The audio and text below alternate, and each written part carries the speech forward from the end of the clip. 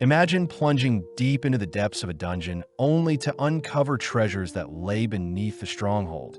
But when faced by a mighty red dragon, the party's healer is forced to cast a escape spell. But it seems everyone had escaped except for her. Now venturing back through the dungeon, you're forced to hunt monsters for food. But along the way, you uncover some mysteries you've never realized about the dungeon. The series opens near a village that notices a rift appearing from beneath the ground, uncovering an old man who claims to be the king of a former kingdom. The old man utters that his kingdom had been held captive by an evil magician, offering to hand over the kingdom to whoever defeats said magician, suddenly vanishing into dust. Moving forward in time, we follow several adventurers pitted against a mighty dragon, all working together to pick away at the dragon. But the adventurers begin dropping one by one, having lost valuable time and resources in the previous days. Laos Tudin, the leader and our MC, is seen lost in thought, planning their next course of action after defeating the dragon. But suddenly Fallon, Laos's younger sister, shoves Laos away, helplessly watching as Fallon is snatched up by the red dragon. Scanning the area, Laos realizes his party has completely been wiped, watching as Fallon casts one final spell out of desperation, sending Laos and the entirety of the party back to the surface. Waking up in a field, Laos is called by Marcel Donato, notified that everyone had escaped the dungeon, all but Fallon herself.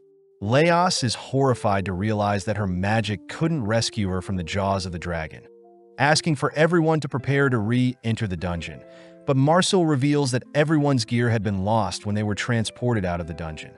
Chilchuk also joins the conversation, revealing that two of their party members have resigned, having been scouted by other parties. Laos knows exploring dungeons costs money to hire companions, buying equipment, and purchasing food, wondering if they could sell their current items to cover their expenses, but Chilchuk says they're nowhere near their goal. Laos knows that Fallon will get digested the longer they wait, saddened to hear revival spells won't work in every case, but first they should refuel with some food. Heading through town, Marcel and Chilchuk both begin listing off foods they crave, but Laos reminds them that they still need to save Fallon, suggesting that he solo the dungeon whilst the others sell their gear. Laos blames himself for not being more prepared, not wanting to put his friends in harm's way. But Marcel reminds Laos he needs her magic, and Chilchuk states they'll need his skills to open doors and disable traps. With Laos fired up, he declares that they'll quench their hunger by slaying the monsters within the dungeon, reminding everyone that there is an entire ecosystem of monsters in the dungeon, and this will surely give them chances to hunt for their own meals. As Marcel and Chilchuk think back on their monster encounters, they question if they'll survive after eating such creatures, telling Laos that criminals that have been banished are the ones that feed on monsters. But as Laos and Marcel continue to bicker, they suddenly spot a newbie party fleeing from a monster. With a single swing, Marcel knocks out the mushroom monster chasing them, watching as Laos appoint the mushroom monster as their first meal, learning from a book that mushrooms are a good beginner meal. Needing more ingredients, Laos rushes deeper into the dungeon, cutting over to a section of the dungeon that once was a cemetery for villagers to sleep, but now it has been turned into a marketplace for adventurers. Apparently, it was only 6 years ago when the dungeon emerged, and no one has any idea how it came to be, with people believing it to be forbidden magic that created the dungeon or monsters from another world flooding into their current one. Spotting a hole in the dungeon, Laos sticks his wrapped-up sword into the hole, luring out a scorpion only to put it down like a crayfish. Chilchuk calls out Laos for secretly wanting to eat monsters, but Laos adds he was always fascinated by how monsters looked and how they function, but it doesn't detract from his mission to save his sister. Retrieving some water from a nearby fountain, the gang set up in the middle of the room, prompting Laos to cut into the mushroom monster, amazed to learn that cutting the creature from the side is tougher than vertical cuts. Dicing up the mushroom, Laos tosses the mushroom cubes along with the scorpion into a boiling pot, reassuring Marcel that the scorpion's venom is safe to consume. Tasting the meal, Laos immediately throws up, spotting Senshi calling out to them. Taking over, Senshi begins dissecting the scorpion, removing its pincer, head and legs only to extract the scorpion's organs. As for the mushroom, Senshi removes the bottom half of the mushroom, keeping its top and legs, only to toss everything into a bigger pot he prepared himself. Seeing as the meal is missing things, Senshi heads over to sever some roots and herbs. But Marcel is very opposed to eating plants grown from a location that once belonged to a cemetery. With Marcel demanding to know who Senshi is, a strange ooze pours onto Marcel, revealed to be a slime that restricts Marcel from casting her spells with her voice. Luckily, Senshi frees Marcel with a single stab to the slime, surprising Leos as it would normally take them longer. Senshi reveals the structure of a slime is quite simplistic, as slimes choose their targets based on the prey's breathing pattern, meaning shouting would naturally draw its attention. Senshi begins prepping the slime with some citric juice, sandwiching it between a net, and declaring he'll let it dry into a delicacy in the coming weeks. Taking out one he prepared earlier, Senshi mentions how he studied the dungeon for over 10 years, tasting and adding the final touches to his delicious hot pot. As Senshi serves the boys a bowl, Marcel patiently watches the boys enjoying the dish, giving in as she demands to taste the dish as well. Surprisingly, the slime combined with the roots and herbs Senshi added completes the meal, all dusting off their bowls as Senshi introduces himself as a dwarf researcher. Upon hearing that Leos and his party are heading deep into the dungeon to rescue his sister from a red dragon, Senshi laments that dragons normally spend their days sleeping and slowly digesting their food, excitedly asking if he can join Leos's party, having always wanted to cook up a red dragon. Although the gang are surprised by Senshi's enthusiasm, they accept Senshi as a member, all leaving the first basement floor only to head into the second basement floor filled with massive trees and greenery. Apparently, scholars believe that the second basement floor belongs to the upper region of a golden castle, making Chilchik question how the massive trees remain underground, but Leos brushes it off as another feature of the cursed dungeon. Seeing Marcel trip, Leos reasons they should set up camp and rest for the day, reminded of the time when they spent the night in a hollow tree, all agreeing to hunt down monsters for their dinner. Seeing Marcel annoyed, Leos promises to make a meal that suits her taste, but Marcel freaks out hearing that only rats, bats, goblins, and living armor are the most popular monsters nearby. Luckily, Senshi reassures everyone that fruits also grow nearby, guiding everyone to some man-eating plants with fruits growing from them, annoying Marcel. Leos reminds Marcel that man-eating plants are an umbrella term, showing off the Baracelia flower lure in a mouse with its mucus trap, slaying it only to use it as compost. Leos states that all plants and vegetables are grown from dead remains and animal feces, reassured by Chilchuk that such man-eating plants at their level would never be able to harm humans. Seeing as it'll be hard for the gang to sneak in and retrieve the fruits growing off the man-eating plants, Marcel begins channeling a spell, preparing to fire it at the man-eating plants, but is suddenly halted by Senshi. At that moment, the plant opens its petals, sending several vines to ensnare Marcel, only for Senshi to remind Marcel to take only what they need, as Marcel's spell would have harmed the forest unnecessarily. As the vines begin wrapping tighter around Marcel, the gang spot the plant spitting out an existing corpse, scaring Marcel when she learns man-eating plants normally plant seeds in its victims. Seeing no other choice, Leos aims for the plant's roots, freeing Marcel. Helping Marcel up, Leos gets excited, wanting to know how Marcel felt being tied up by the plant, but Marcel glares at Leos, weirded out by his question. Picking some fruits and vegetables, the gang head into a hollow tree, starting off by boiling the plucked vegetables only to delicately remove their seeds. Next, Senshi coats a pan with the vegetable skin, making use of some fruit, excess slime, and scorpion remains to create a mixture that can be poured into the pan. Serving up a fruit tart, all once again amazed by the dish Senshi whipped up, but they all wonder what they should do with the corpse. With Marcel instructed to not revive it, they string it up for others to take note of it, heading off for the night.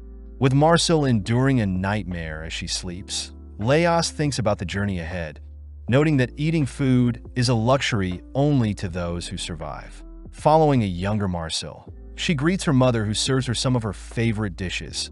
But upon realizing they're all made from dungeon monsters, Marcel awakens, realizing it was a nightmare. Smelling something nearby, Marcel gets jealous seeing another party eating pork with bread, but Senshi points out beginner adventurers prioritize eating breads, dried meats, and wine, but Senshi says adventurers need fats to help function. Seeing as Marcel herself is craving fatty foods, the gang agree to seek out eggs today, running into a creature with the body of a chicken, tail of a snake, and venomous fangs and claws, widely known as the Basilisk King of Snakes. As Leos fantasizes about how a basilisk will taste, the gang search around for the basilisk's nest, uncovering some freshly laid eggs, surprising Marcel as they're quite soft and narrow. Suddenly, hearing the cry of the basilisk, Leos orders everyone to hide, watching as the party they saw from earlier also sneaking into the nest, but had brought the basilisk with them. As the creature tears through the beginners, it locks onto Marcel, who runs for her life, forcing Leos to intervene with a terrifying cry, purposely making himself look big and intimidating to halt the creature. With Senshi sneaking up from behind, the basilisk sends its snake head to deal with Senshi, whilst Leos occupies the chicken head, temporarily confusing the creature and ultimately allowing Senshi and Leos to slay the basilisk. Seeing one of the other party members poisoned, the gang agree to make use of the antidote in their next meal, all rushing to skin the creature. Covering the creature with spices and stuffing it with vegetables, Senshi roasts the chicken's body, unveiling a nicely plump chicken roast. With the poison adventure fed some of the antidote-infused chicken, they all dust off the chicken. Sitting down to rest, the rookie adventurers mention how they've only started adventuring 3 months ago and have been wiped out in the same place countless times, asking Leos how they can improve, but Senshi cries that the rookies should focus on their diet, their sleep, and their workout routines. With the rookies inspired, they depart, allowing Leos and his party to descend further, worried that they won't reach the 3rd floor today. Leos says he heard the red dragon awakens every month to hunt, aiming to reach it before it awakens with an empty stomach, scaring Marcel as she falls on her butt.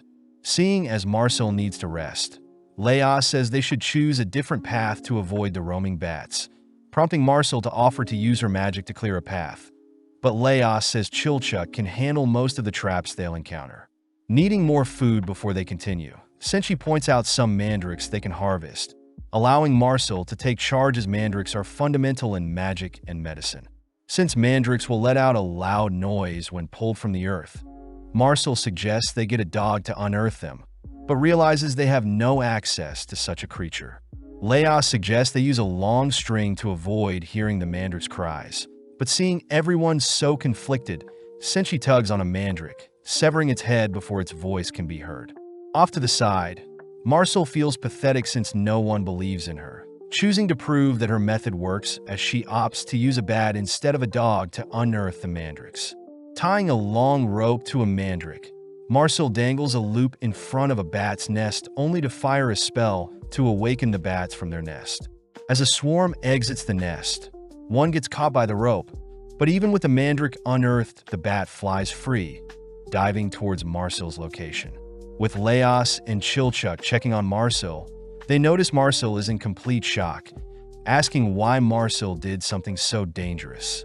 Upon hearing Marcel didn't want to be a burden, Leos reminds Marcel that her magic is important in later levels, so he only wanted her to conserve her strength, asking Marcel to rely on others and not push herself.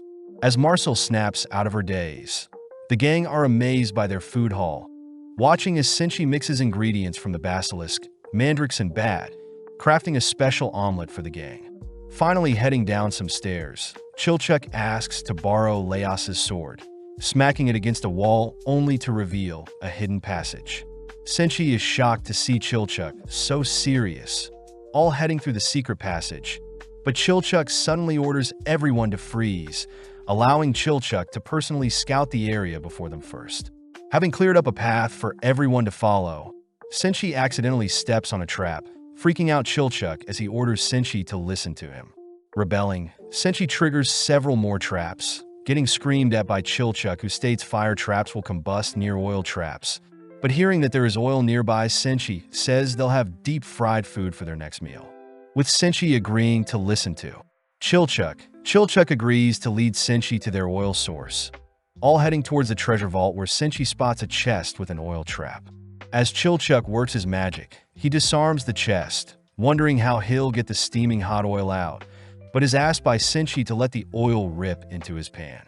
Letting the oil loose, Senshi catches the oil in his pan, evaluating the oil's temperature to be 180 degrees with his finger, only to ask Chilchuck to make use of the previous traps to help prepare their next meal.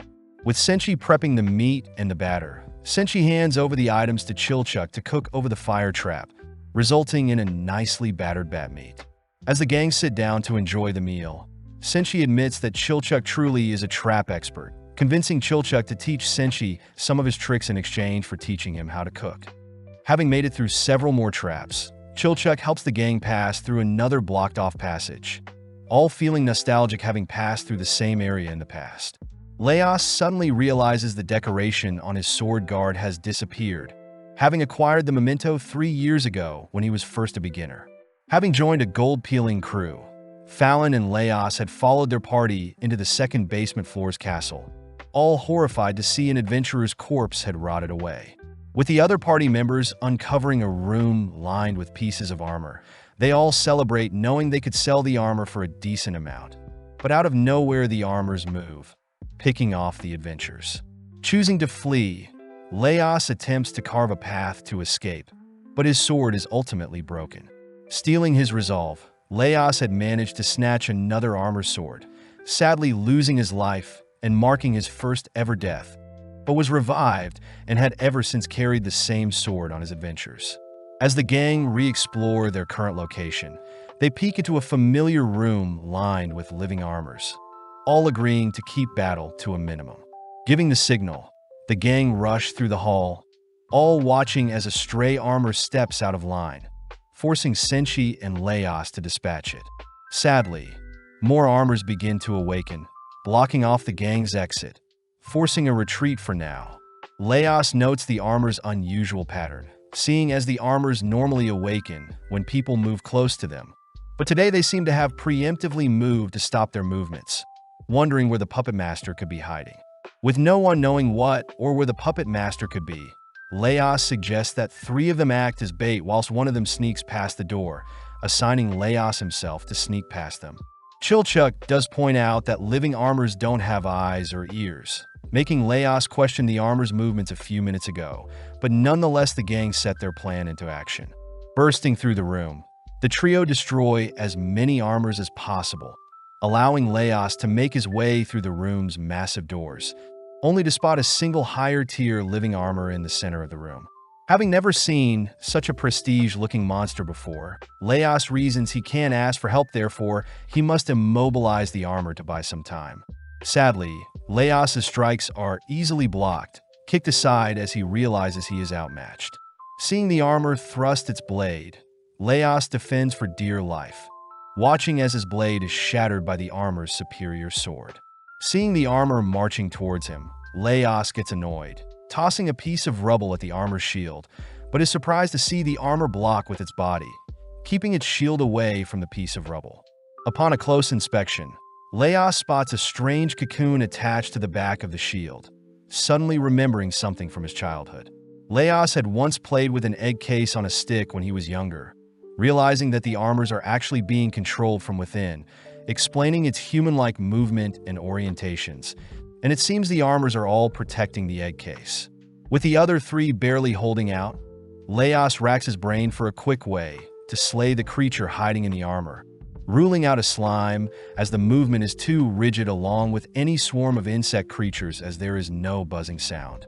Having bought some time by hiding, Leos says he must confirm the creature first before slaying it, choosing to draw the armor's attention with a piece of rubble, only to tackle it from behind, forcing it to expose its body to protect its shield.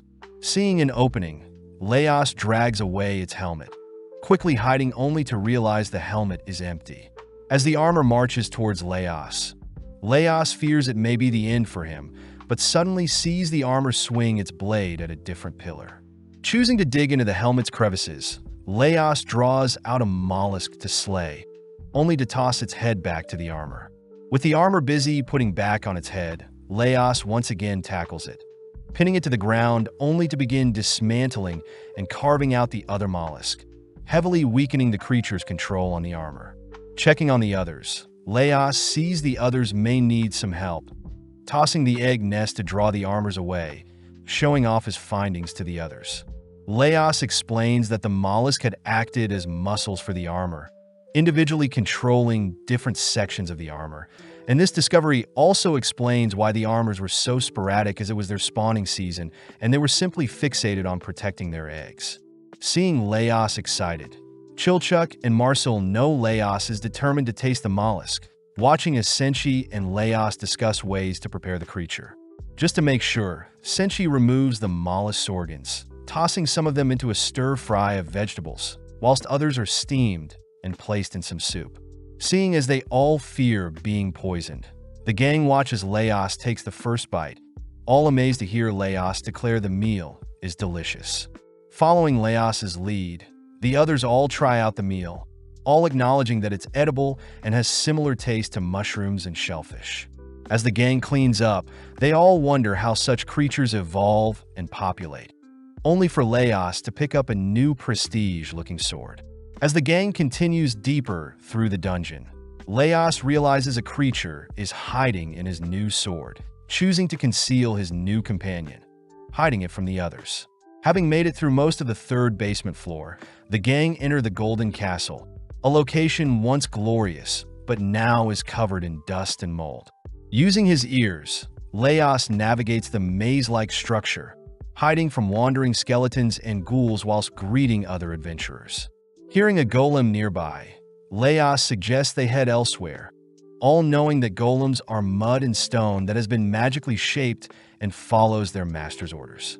As Marcel shoots down Leos's thoughts of consuming a golem, Senshi guides the gang to his campsite, explaining that he normally hunts on the second and fourth floor, visiting the town only when he needs spices.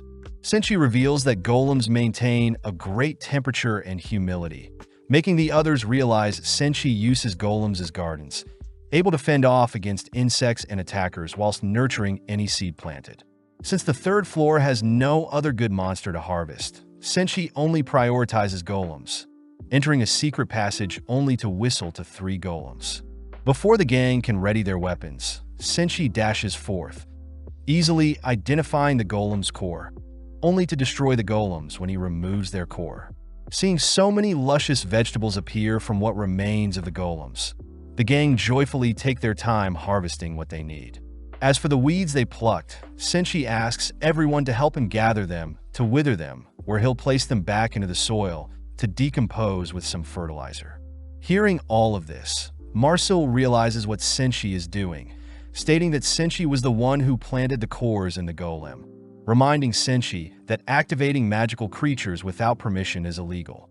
Senshi brushes off his behavior as simple gardening, grateful that the others are helping him plant new seeds in the soil, but as they take a break, Marcel excuses herself to use the bathroom. Seeing as Marcel is gone, Senshi takes out 3 cores, planting Taro, Jiro, and Saburo into the soil, declaring that it'll take a while before the 3 golems respawn. With Leos inspired by Senshi's dedication to farming, the gang begin preparing the vegetables, prompting Senshi to start a fire. When Marcel offers to use magic to start a fire, Senshi states he needs to constantly practice his skills to ensure he doesn't get rusty, making use of the remainder of the basilisk bacon to craft a hearty vegetable-filled lunch. Leos is curious as to why the vegetables are so sweet, wondering what the remaining 1% of the golem is made of if 99% is made of soil. With Marcel refusing to answer, Senshi heads off to use the bathroom, reminding Marcel that the toilets on their current floor have been conveniently placed near hotspots. Seeing as things are way too convenient for them, the gang rush to confront Senshi, realizing he's been the one keeping the toilets clean, having used the feces and urine collected as fertilizer. Leos asks why Senshi is so dead set on living a life in the dungeon when he could have an easier time on the surface, but Senshi says it's to maintain the dungeon as a whole, revealing that there used to be 10 golems roaming floor 3, but now there is only 3. Senshi states that golems ensure no dangerous creatures from the lower floors climb to the higher floors and disrupt the ecosystem of the dungeon, and by giving back to the dungeon, Senshi can help others as well. Hearing Senchi's story, the gang are worried Senchi's absence will cost the dungeon, but Senchi reassures everyone the golems will take care of things when he's gone. Wrapping things up, the gang head off. The gang note they're carrying extra vegetables with them, wondering if they could exchange them for other goods. Heading to meet with some merchants, but upon greeting the host, the gang are asked to leave when the host hears they want to trade some vegetables. Before the gang are tossed out, the room is overrun with orcs, all slaying the corrupt people in the room, only for an orc to reach out towards Marcel. Before Laos can intervene, Senchi stops him, revealing that the orcs are his clients and friends. The orc is revealed to be Zon, mentioning how the red dragon had appeared and their settlement had been disturbed, forcing the orcs to seek refuge in a higher floor than their usual. As the orcs scour the room, they demand Laos and his party hand over all their resources. But seeing as Senchi is an old friend, the orcs agrees to house them for a night in exchange for the food. Seeing no reason to refuse, Zon takes everyone back to their base, exciting Senchi as he plans to make bread with the jar of yeast they found. Although the gang are annoyed at Senchi's priorities, they quiet down upon entering Zon's camp, all instructed to remain in a cage, all whilst Zon's son gleefully rushes to his dad. With Senchi demanding to have the ingredients to cook some bread, the others help Senchi mix and knead the bread mixture, all whilst Zon's son watches. Zon takes the chance to educate his son, retelling the times when orcs lived on the surface, only for elves and humans to force the orcs to live underground. Hearing Zon insult humans and elves, Marcel fires back by mentioning how barbaric orcs were even when left alone, prompting both Zon and Marcel to help knead some dough, all whilst arguing over which race was in the wrong. Taking a break, Zon asks Laos himself what he thinks of the old man's prophecy, reminding Laos that the person that slays the evil mage will inherit the dungeon. Laos admits he has no aspirations to inherit the dungeon, annoying Zon as he states all adventurers are lazy and greedy, getting into another argument with Marcel. Having let the dough rise, Senchi bakes the dough, revealing a nice golden brown bread. Before the gang can taste the bread, Zon declares the bread to be the orc's belonging. But suddenly Zon's son asks why Zon is being so mean. Luckily, Marcel covers for Zon, ultimately convincing Zon to share their food with the gang. With everyone sitting down for a meal, Marcel admits the orcs can cook, giving Laos the chance to reveal that his main goal is to slay the red dragon to save his sister. Seeing Laos's determination, Zon divulges that the dragon was seen 2 floors below towards the west, intrigued as Zon wonders if Laos has the makings of a king. As Zon gifts Laos a map, they all enjoy a meal as one, finally bidding the orcs goodbye as they descend further. Following a separate adventurers party, they're seen munching on their final meal before their next dungeon exploration. But suddenly someone calls out to Kabru. The man is surprised Kabru and his party had grown so much, reminding Kabru that many parties have been dismantled and gone missing, asking if Kabru himself will be the one to conquer the dungeon. Flattered, Kabru utters that he's not sure he can achieve such a goal, all whilst Rincha glares at Kabru. Finishing the meal, Rin scolds Kabru for being so humble, having wanted Kabru to yell at the man for living such a mundane life. Although Kabru doesn't disagree, he states they should show what they can do with their actions instead of words, all heading to gather supplies. Having acquired various items along with food and water for 6 people, but are forced to stop hoarding seeing as there isn't enough manpower to carry everything. McBell wonders what the lower floors are like, giving Kabru the chance to tease McBell. But as we go to several days later, the gang have made it to the 3rd basement floor. Easily slaying the creatures on their floor, Kabru notices a strange air the dungeon is giving off, having heard that the dungeon layout is shifting and monsters are more active than normal. Suddenly hearing McBell call out to them. Upon opening a chest they found on a zombie corpse, the gang strike gold, all agreeing to head back to town and cash in. Cutting back to Laos and the gang, they coincidentally run into Kabru and his party all knocked out with their loot scattered everywhere. Seeing no visible injuries, Chilchuck wonders if the gang fought over the loot, all whilst Marcel prays to prevent them from becoming zombies. When Chilchuck reaches for the nearby scattered coins, Laos's sword begins acting sporadically, shaking violently as it beckons Laos to draw it. Abiding the sword's wish, Laos raises his blade towards the coins, forcing the coins to reveal their bug-like structure. With the coins swarming the gang, Marcel notices a centipede appear from the pearls around a knocked-out adventurer's neck, swiftly releasing a stun spell to immobilize everything in her vicinity. Laos is impressed to have run into treasure bugs as it has been ages, but the gang are more curious as to how Laos detected the bug's movements, something Laos can't explain as it was his sword that alerted him. Off to the side, the trio spots Senshi breaking the treasure bugs, sorting them into edible and non-edible, intriguing Laos as he wonders how Senshi can discern the bugs. Senshi points out that bug necklaces have legs between the segments, coin bugs have an insect-like underside, ring bugs have a flexible structure, and tiara bugs float on water. Getting to work, Senshi skewers and grills the necklace bug, stir-fries the coin bugs only to grind and mix the remaining bugs, showing off a variety of bug snacks. As the gang try out the snacks, Laos personally takes a massive bite of the sweet treats, wondering if his sword and the treasure bugs are the same kind.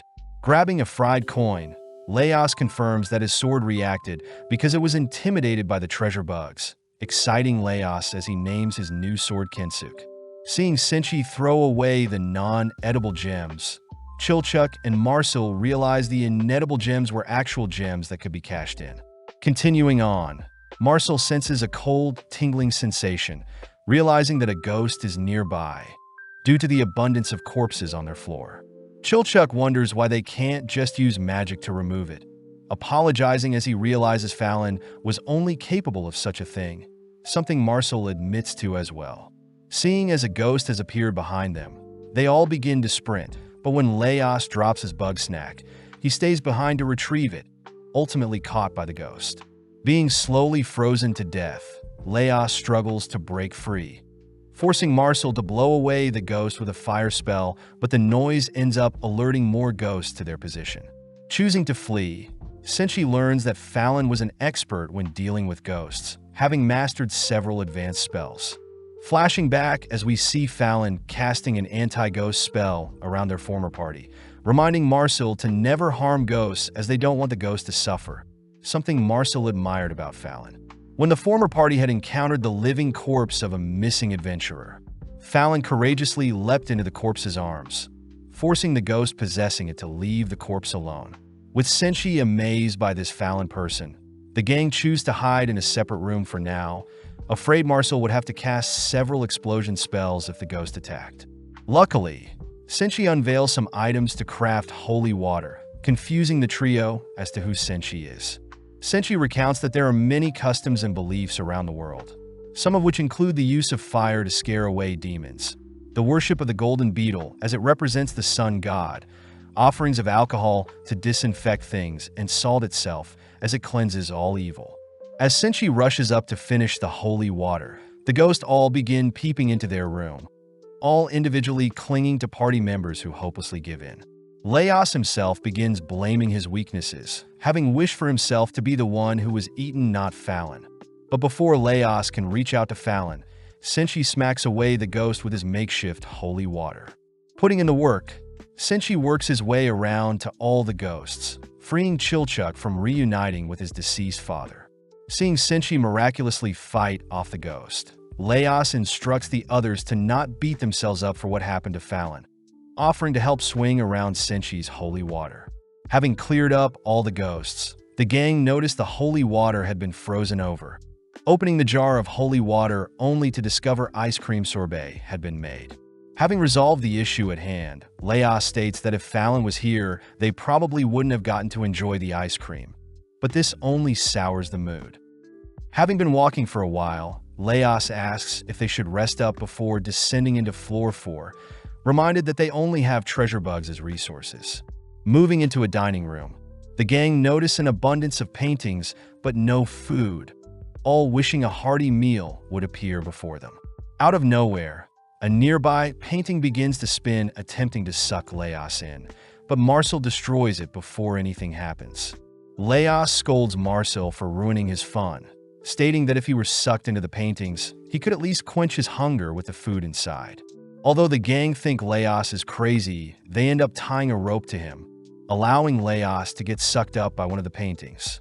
Flung into a new world, Laos is spotted by a maid who mistakes Laos to be a guard, swiftly handing Laos a bowl of fruit as they both rush to serve it to the king and queen. As Laos tries to look for an opening to devour some food, Laos loses his appetite, seeing King Freenag adore his newborn Prince Delgal, along with an elf praising the new prince, signaling for the others to pull him out of the painting. The gang are disappointed to see Laos return with nothing, all searching around for a more casual and fun painting, prompting Laos to leap into a new setting. Having fallen onto the table before a prince, Laos is scolded for ruining the celebration, but is relieved to hear a grown-up Prince Delgal pardon Laos's rude attitude. Now allowed to roam around, Laos reaches for a chicken drumstick, but loses his appetite, once again hearing that the king has been poisoned. Choosing to retrieve some food before he's pulled out, Laos takes note of the same elf from the other painting. But when he returns to the others, he realizes the food has disappeared, only allowed to exist in the paintings. Having had enough, Laos states he'll eat his fill whilst in the paintings, rushing into a banquet seating. Spotting Prince Delgal has inherited the throne, but more importantly, Laos stuffs his face with as much food as possible. Before Laos can leave, the same elf from earlier stops him, demanding to know who Laos is, having remembered Laos from when Prince Delgal was born along with when the king was poisoned. Seeing the elf ignite his armor, Laos signals to be pulled out. Sad to report that an elf has now recognized him, but worst of all, he is still hungry as the food doesn't return with him. Continuing through the floor, the gang arrive at an abandoned kitchen with a water source nearby. Sad they won't reach the 4th floor today. With everyone settling in for the night, Chilchuck catches a glimpse of a chest nearby, deducing that the chest must be a mimic. Choosing to hide the mimic from the others, Chilchuck utters that he has had nothing but trouble with mimics, but the others call him out for acting strange. Chilchuck simply excuses his behavior as him being tired, but is called out by Marcel for always being so secretive, having never told anyone about his age or past. That night, Chilchuck stands guard, completely famished as he chooses to retrieve some water, only to discover a coin insect nearby. Seeing the coin running towards the mimic, Chilchuck rushes after it, accidentally setting off a trap that locks him in the room with the mimic. Seeing no way of opening it from the outside, Chilchuck reasons he shouldn't yell for help as it'll attract monsters, declaring he'll break free from the inside. Upon inspecting the room, Chilchuck is annoyed by the spikes hidden in the floor along with the ancient language on the wall he can't read. Seeing as there are 3 switches in the room he must press, Chilchuck realizes there is a 4th switch near the mimic, choosing to rest for a bit as he racks his brain. Out of nowhere, a pair of claws reach out from Chilchuck's resting spot, forcing Chilchuck to dodge back as he realizes he's been sitting on a mimic, running for dear life. Chilchuck remembers he can flip a mimic to immobilize it, making use of a spike trap to flip the mimic all while sustaining minimal damage. As for the mimic he swore to avoid, he realizes the chest was empty all along, instead housing a lone insect coin with the same writing as the ancient language. Rushing to decipher the writing, Chilchuck manages to trigger the 4 rooms' traps in the correct order, barely escaping the reach of the mimic chasing after him as the mimic is crushed by the gate. With all the commotion, the others awaken to see Chilchuck barely alive, amazed he managed to catch a mimic for their next meal. With Senshi and Laos dead set on eating the mimic, Senshi first dissects and boils the creature, unveiling a freshly steamed mimic, but Laos notes how tough it is to deshell it. As Senshi and Laos force Chilchuck to hand over his lock-picking tools, the gang dine on the fresh mimic, curious as to why Chilchuck kept the mimic a secret from them. Chilchuck states he has had a horrible past dealing with mimics, stressed that the mimic would eat a coin insect he found, but is corrected as Laos states coin insects actually eat mimics. Apparently, the coins crawl into the mimics to lay eggs, allowing the newborns to feast off the mimic, waiting for the day someone discovers them, where the coins can roam free in search of more mimics. Marcel takes the chance to scold Chilchuck for being so secretive, ultimately convincing Chilchuck to reveal he is 29 years old, considered a child by Marcel and Senshi. Following Kabru, we see several older adventurers discovering their party's corpses, swiftly reviving the gang as Rin is shocked they were wiped out. On top of things, the gang realizes their loot and some of their belongings has disappeared, but the old men who revived them hide the fact that it was treasure bugs that attacked them, instead revealing that a different party passed by them. With Rin discovering a strand of hair used to ward off ghosts, Kuro puts his nose to work, sniffing out that an elf, a human, a dwarf, and a half-foot passed by, even having a meal next to their lifeless bodies. Annoyed, Kabru states they'll be chasing after them, tossing the older adventurers a payment. Watching the kids leave only to utter that they kept the treasure bugs a secret to make more cash. Back with Leos and the others, they begin to wash up before heading out, all whilst Marcel remembers her valuable soap bar had been left behind in the dragon's domain. Arriving at the 4th basement floor, the gang make note of the underground lake created from the magic-infused water, giving off a faint glow. Senshi reveals where he personally fishes and sets up traps, but Marcel shows off her magic to walk on water, something that makes Senshi throw a fit. Seeing Senshi flailing around, Leos holds Senshi down, allowing Marcel to cast the water walking spell on him, asking why Senshi hates magic so much.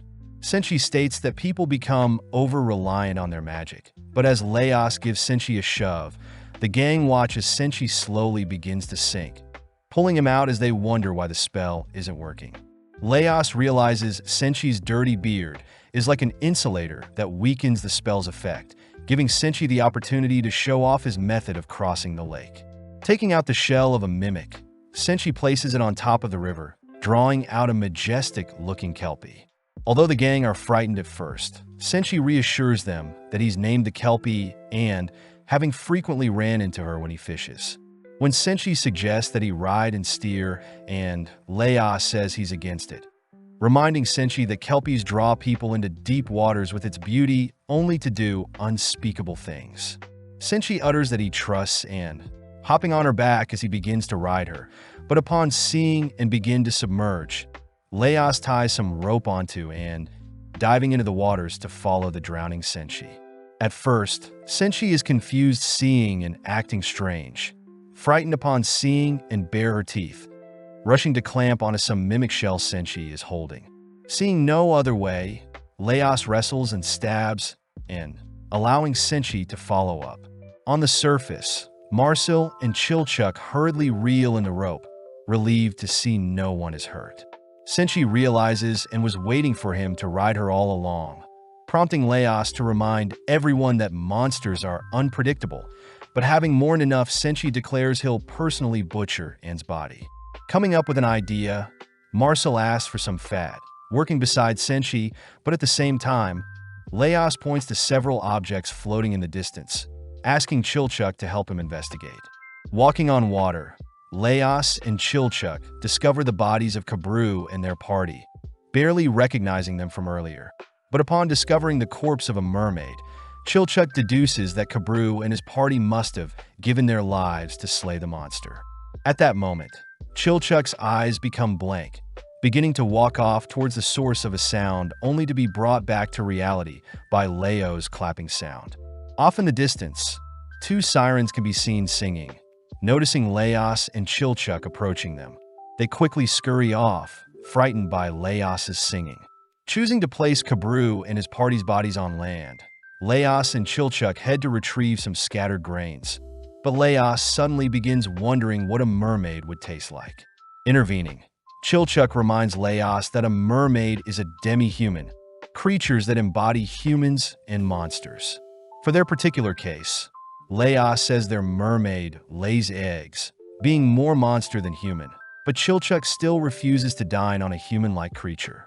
Heading back to the others, Leos notices they are still hard at work, choosing to make use of the scattered grains, some mimic meat, and the mermaid's seaweed hair to craft a porridge for the gang. With Marcel digging in, she notices some popping textures in the food, something Leos proudly claims as fish eggs. Pulling Leos aside, Chilchuck realizes Leos had used the mermaid's fish eggs as ingredients, quickly ceasing their conversation upon seeing Marcel checking on them. As some time passes, Marcel presents her soap created from the fat of a kelpie, helping Senshi apply the soap to his dirty beard, only to work tirelessly to comb out wrinkles. With a new and improved fluffy beard, Marcel applies her water-walking spell once more, relieved to see Senshi can now walk on water. As the gang travel across the lake, they encounter various sea creatures, forcing Marcel to cast an explosion spell, but Senshi cries that Marcel killed too many bladefish. Seeing as bladefish can be eaten many ways, warning Marcel that bladefish also serve as a pillar to other sea creatures. But Leos wonders why they haven't encountered any mid-tier monsters yet. Deep within the lake, we see several mermaids swimming to deal with the intruders, only to be captured by several tentacles, forcing the mermaids to swim by Leos and his party. As Senshi feels some rumbling on the surface of the lake, the gang are flung aside as a massive kraken appears, forcing Leos to order Marcel to prepare a spell, all whilst they distract the creature. With the kraken on hot pursuit, Marcel manages to land a direct hit on the creature, but completely unfazed, the kraken begins tangling the boys in its tentacles. Senshi notes how tough the kraken's skin is, choosing to retrieve a mermaid trident, only to ask Marcel to cast another spell for him. With Marcel trusting in Senshi's words, Marcel exposes herself to the kraken, casting water walk on the creature, forcing it out of the lake and onto the surface of the water. Seeing an opening, Senshi rushes in, plunging his trident between the creature's eyes, immediately slaying it as it turns white and loses its red color. Leos realizes the kraken had been devouring the mid-tier monsters, curious as to how the kraken tastes, but Senshi suddenly spots a parasite worming its way out of the kraken. Easily catching and killing it, Senshi begins flaying it, drizzling some sauce on it only to serve some roasted glazed parasite. Wrapping up the meal, the gang spot the kraken being devoured by the smaller fish, something Senshi recognizes as the circle of life, but at the same time Leos begins to quiver, realizing a parasite had entered his stomach, forcing the gang to rest in a nearby room. Having managed to fall asleep, the gang awakens to see Leos malnourished, a symptom of food poisoning. Seeing that Leos should be left to rest, Marcel notes how intricate the dungeon is, having learned about it in school, flashing back to a time where Marcel was a star pupil, the most brilliant female student in history. Marcel points out that her parents were court mages, asking her fellow students to be at ease when around her, only for the teacher to usher everyone into their chairs. The teacher states they'll be breeding spirits today, handing the students jars, only to ask each student to fill the jars with soil and wooden planks with a hole in the middle. From there, a barrier is cast around the jars, allowing for the jars to be injected with magic and spirits. Breeding spirits is the foundation of summoning magic and is what gives life to the dungeon, a practice known as Dugionium. With the girls asked to place their jars in the dark, they all wonder why Marcel is studying summoning magic, amazed to hear she wants to learn how to create a safe dungeon one day. Seeing the girls admiring her jar, Marcel spots a younger Fallon trip, managing to catch Fallon before she falls only to realize Fallon's jar had been incorrectly constructed. Marcel hears that Fallon is always dirty and strange, cutting to a week later where the girls all check their jars, all disappointed to see their spirits have died. The teacher asks the girls to hold a flame to their jars to check. Impressed, Marcel's flame remains lit as it shows the same number of spirits persist in Marcel's jar. At that moment, a massive flame erupts from Fallon's jar. Something the teacher notes is due to the spirits in Fallon's jar multiplying drastically. As the teacher puts out the flame, Marcel demands to know what Fallon did, hearing that Fallon had replicated the real dungeon in the jar. That evening, Fallon shows Marcel a crack in their school walls used to escape, only for both to crawl through the crack. Emerging outside, Fallon's attitude changes, becoming more carefree as she shows Marcel around a forest. Eventually, Fallon takes Marcel to a nearby cave that leads to a dungeon, freaking Marcel out as it's her first time. Luckily, Fallon takes charge, reassuring Marcel that she'll be fine if she follows her, leading Marcel to discover a magical underground lake filled with spirits. Fallon reveals she borrowed the soil from their location for her jar, something that impresses Marcel, as she hears Fallon often reads and writes in this cave. Wanting to perform experiments of her own, Marcel inspects the nearby water, leaping back when she spots a slime emerging from the lake. Before Marcel can slay the slime, Fallon tackles Marcel aside, stating that slimes won't go anywhere near sunlight and are essential for breaking down bat waste and converting the waste into magic. Seeing hundreds of bats on the roof of the cave, Marcel realizes the cave is perfectly at equilibrium, choosing to munch on some berries, all whilst Fallon begins to write a letter. Having never imagined that a dungeon would be so complex, Marcel admits she has a lot to learn, officially becoming friends with Fallon. In the present, Chilchuck refuses to believe Marcel was an A-grade student, but Marcel defends herself, more curious as to who this evil mage is to have been able to construct such a dense dungeon.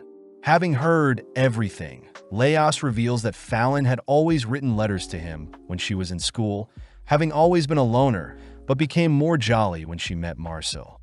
Flattered, Marcel declares they'll rescue Fallon no matter what, prompting Chilchuck to point to their current location on the map and where the red dragon is. The gang estimate it'll take 2 days to encounter the dragon, but seeing as the dragon may move around, Chilchuck states they'll set up camp halfway and once more before encountering the dragon itself. Seeing as Leos is still resting, Marcel requests to wipe herself down, feeling bad as she is the only girl.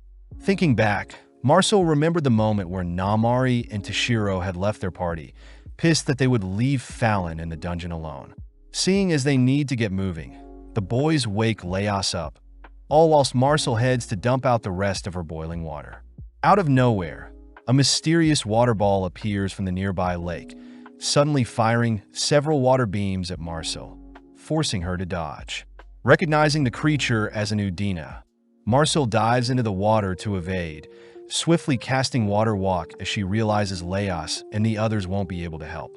Seeing an opening, Marcel dashes to avoid another attack, bursting the water ball.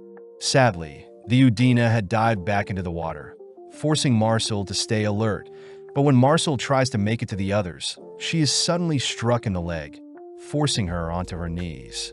Scanning the perimeter, Marcel barely catches a glimpse of the creature, struck once more only to realize her magic is running low. With no other choice, Marcel allows the creature to swim in close, blowing up the water below her only for Leos to catch her. Even though Marcel has made it to the others, the Udina simply continues to chase the gang, forcing them back into hiding as Marcel is forced to rest and recover her magic. Seeing as they can't make it past the lake without Marcel's magic, Senshi and Leos agree to create a barbecue with the Kelpie's meat, waking Marcel up. With Marcel slowly replenishing her strength with the Kelpie meat, the gang wonder what foods could replenish Marcel's magic, all whilst another group of adventurers stumble onto the scent of the gang's barbecue.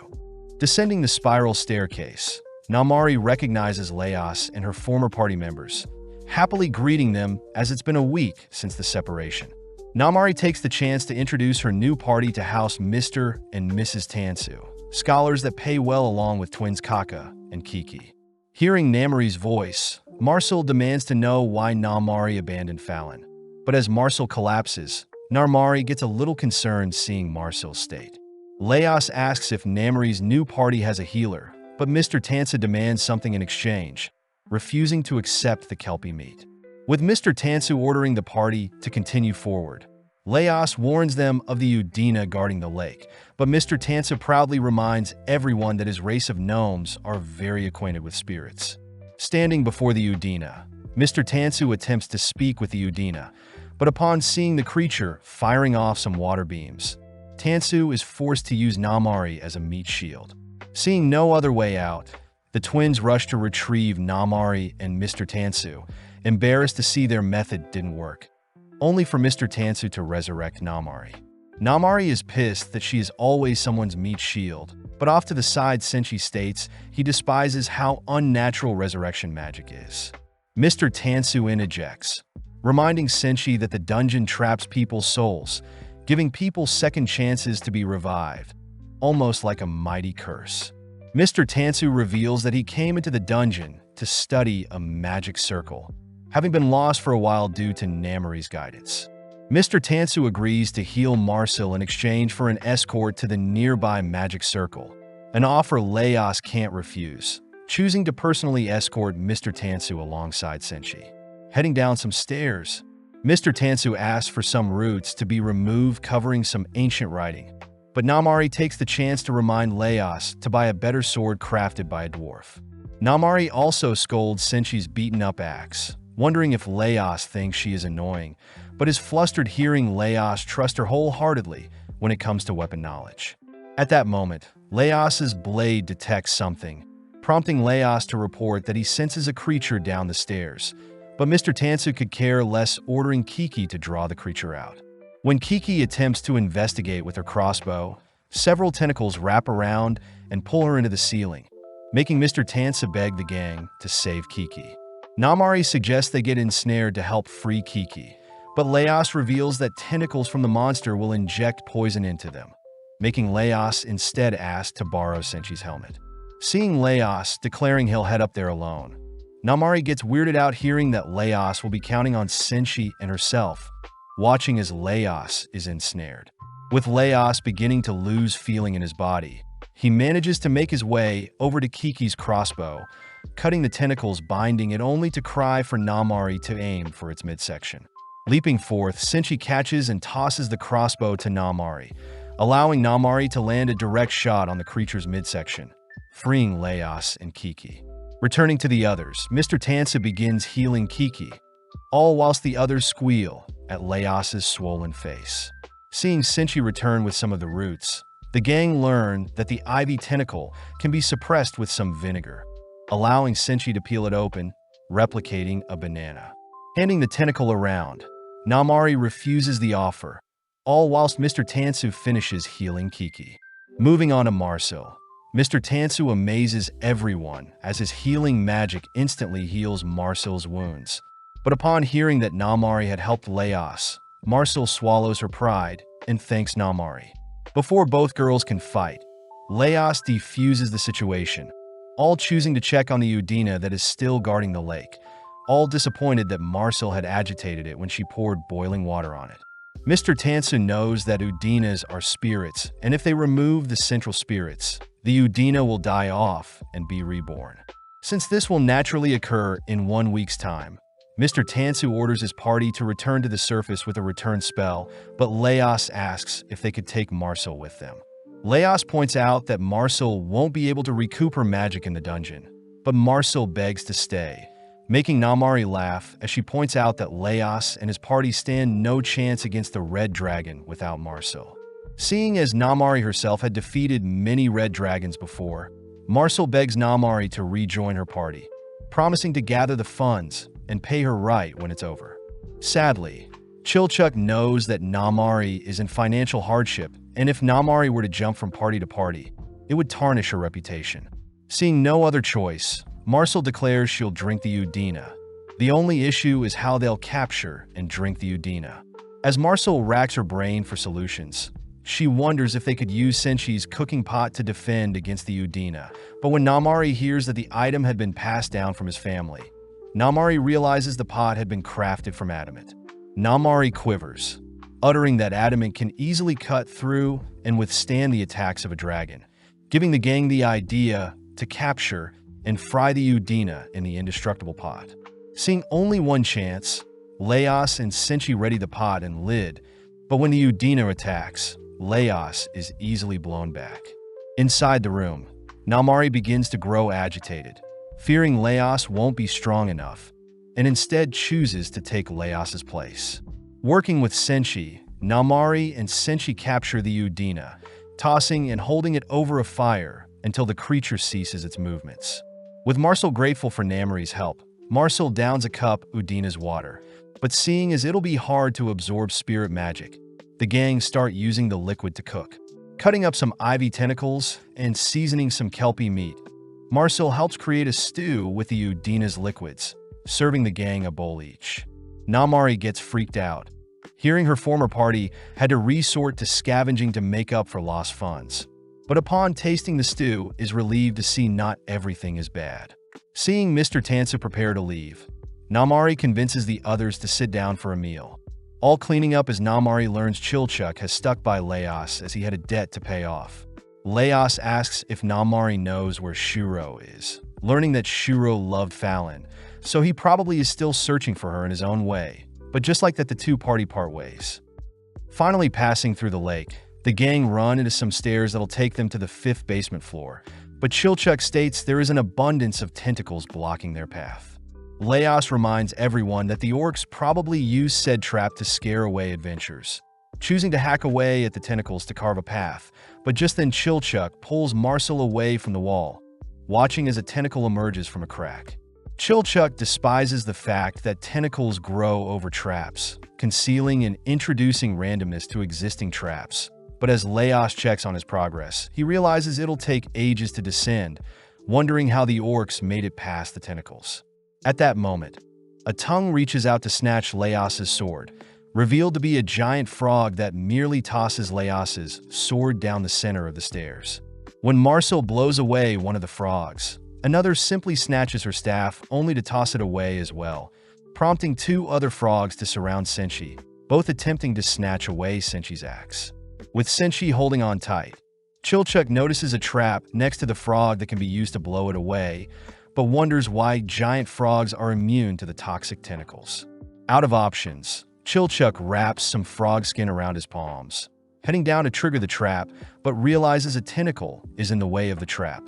Unfortunately, the frog holding Senshi's axe opts to devour Chilchuk, but as the gang rescue Chilchuk, Leos gets an idea seeing Chilchuk use the frog skin. As Leos prepares to craft something from the frog skin, Senshi begins to use the frog's meat and tentacles to whip up some gnocchi and pasta. Eating up, the gang don their frog suits, nonchalantly making their way through the swarm of tentacles, making it to the bottom where they retrieve their lost weapons. Spotting the castle town, they all confirm they have made it to the 5th floor, all shocked to see there are signs of people fleeing the town. As the gang prepare to explore the town, Marcel learns that the inside of the frog suit has become stuck to their clothing, all whilst Mr. Tansu and the others return to the surface. Immediately heading out to report to the Lord of the Island, Mr. Tansu states that all the loot up till the 3rd floor had been plundered, plus orcs have been reported terrorizing people in the upper floors. Mr. Tansu advises that the Lord set a reward to deal with the orcs, but the Lord wonders how the orcs made it to the upper floors so easily, hearing that it may have been through the use of some old dwarf mines. The Lord is annoyed seeing how dwarves are like moles, having heard a long time ago that elves and dwarves were at war, and the tunnels and mines dug were a result of the dwarves' strategy to hide and attack. As a result, rumor has it that the Golden City was swallowed into the dungeon due to these tunnels, but Mr. Tansu asks that the Lord not believe in such rumors. As for the magic circle he discovered, Mr. Tansu states that the spell is from the work of an elf, wondering if the evil lunatic of a mage that created the dungeon was an elf. The Lord reveals that he had received a request from the Western elves recently, asking the Lord to return the dungeon to them. But Mr. Tansu furiously states that the elves stole the land from the dwarves and gifted it to the humans. With Mr. Tansu calming down, the Lord states the king of the elves granted the humans this land, wondering if the Western elves are after the dungeon's remaining treasure. Mr. Tansu corrects the Lord, stating that it's the spell of immortality cast on the dungeon, along with the spell that ties the soul to the body that the elves want, advising the Lord to figure out the dungeon's mysteries first.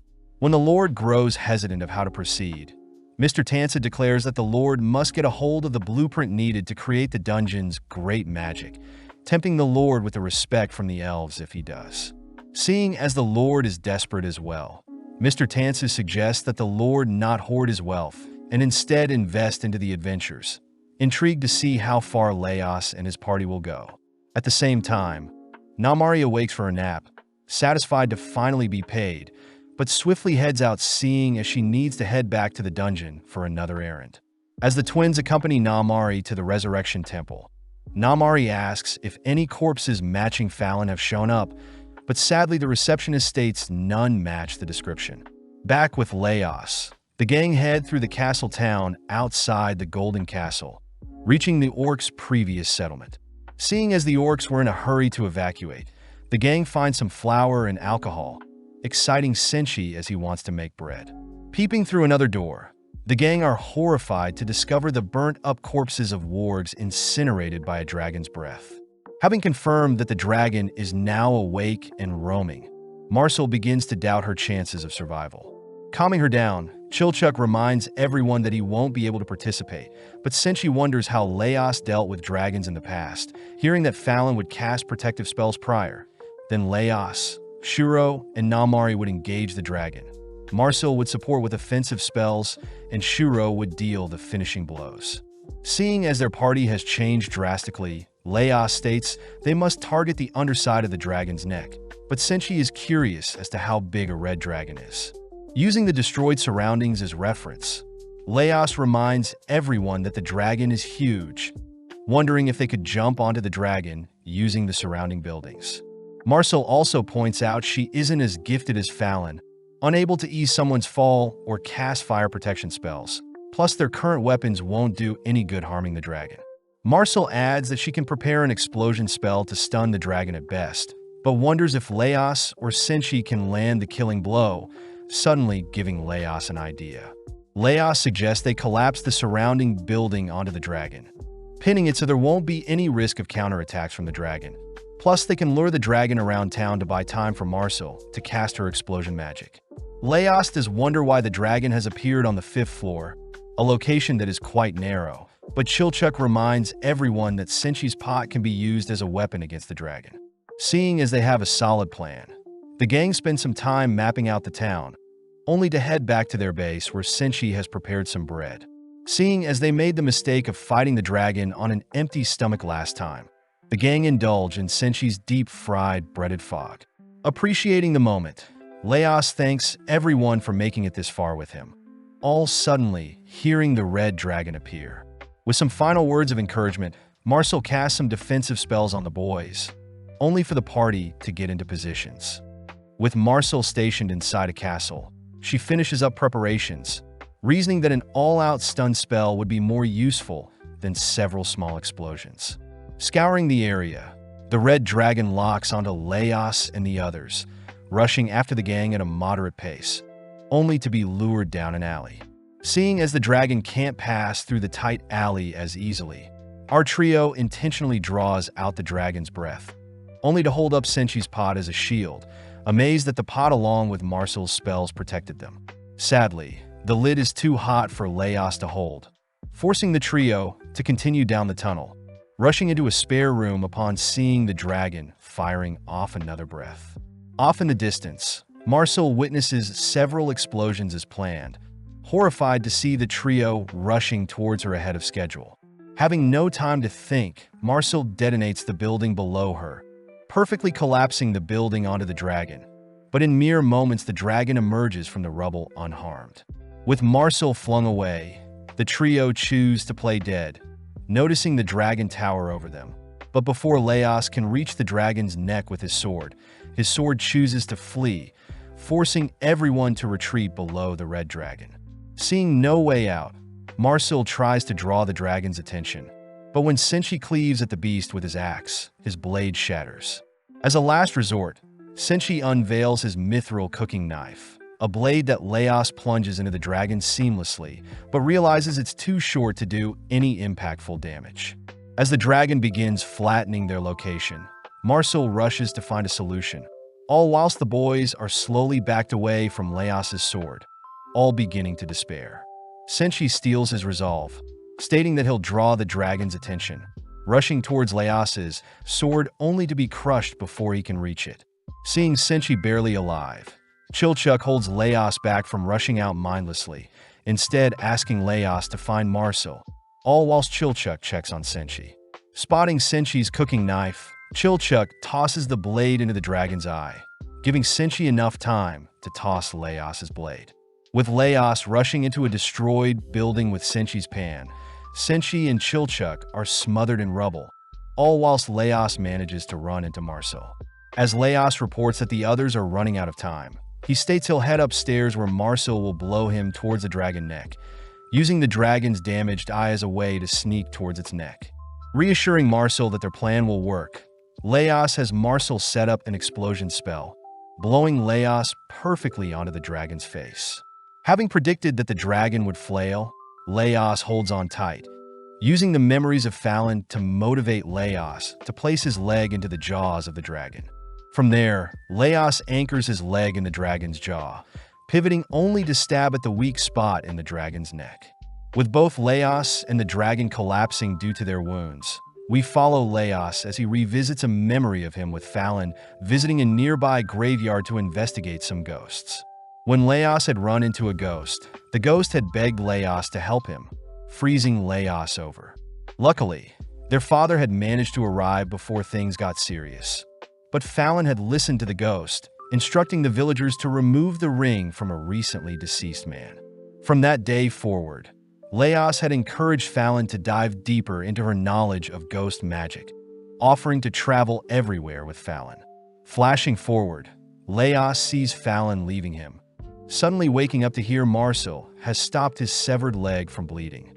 As Marcel heads to search for the others, she is relieved to see the boys aren't dead, swiftly healing Chilchuck only to offer to heal Senshi. Retrieving Laos's severed leg, Marcel stitches his leg, reassuring his itchiness is simply a side effect of healing magic. Having succeeded in slaying the dragon, the gang are grateful for one another, but Chilchuck wants to ask about Laos's sword later. First, they slice open the scales guarding the dragon's stomach, slowly making their way around the ribs only to pull out the stomach. As it's the moment of truth, the gang cut open the stomach, mortified to see it's empty, quickly searching the intestine only to realize there is nothing in there as well. Realizing there is still hope, the gang slice open the dragon's fuel sack, uncovering human hair lodged inside. Racing to search for human remains, they begin cleaning off the remains they find, first uncovering Fallon's staff only to discover a human skull. With everyone speechless, Marcel admits she is unsure if revival is possible for the corpse, but Laos refuses to give up, searching for the remainder of the bones as he plans to take it to the resurrection office. Marcel states that they shouldn't move the corpse as it may disrupt the corpse's connection to the soul. Plus, they normally need double the flesh and blood of the victim to be sacrificed to fully revive someone. Knowing that this is the perfect time, Marcel reveals she used to study ancient magic that now is banned, magic people know as black magic. When Marcel asks if she has permission to attempt to revive Fallon, Laos immediately asks Marcel to pull the trigger, seeing as they can use the dragon's remains as sacrifice. Slicing her hand, Marcel infuses her blood into the staff, starting off by reconstructing Fallon's skeletal structure. But first, they must separate Fallon's bones from the ward bones the dragon also consumed. By tackling different body parts at a time, the gang separates out Fallon's skull, spine, legs, arms, and finally the smaller, more intricate pieces. With Fallon and the wargs separated, Marcel begins her incantation, uttering some tongues as the surrounding skies become dark, watching as the blood and remains of the dragon begin slowly warping around Fallon's skeleton. As Marcel collapses, Laos heads over to the corpse, watching as it sits up. Hearing its voice, Laos is relieved to see Fallon is alive, rushing to cover her up as Laos wakes Marcel to tell her the good news. Seeing her best friend, Marcel leaps into Fallon's arms, breaking down as Chilchuck introduces Senshi to Fallon. Seeing as they need to eat, the girls first head to clean off, prompting Marcel to scrub Fallon clean as she checks every nook and cranny of Fallon's body. Seeing Marcel pretty depleted of mana, Fallon attempts to share her mana with Marcel, but Marcel asks Fallon to hold back until she's better. Fallon admits that she doesn't remember what happened, freaking out as she demands to know what happened to the others that fought the Red Dragon, but is relieved hearing everyone made it out safe.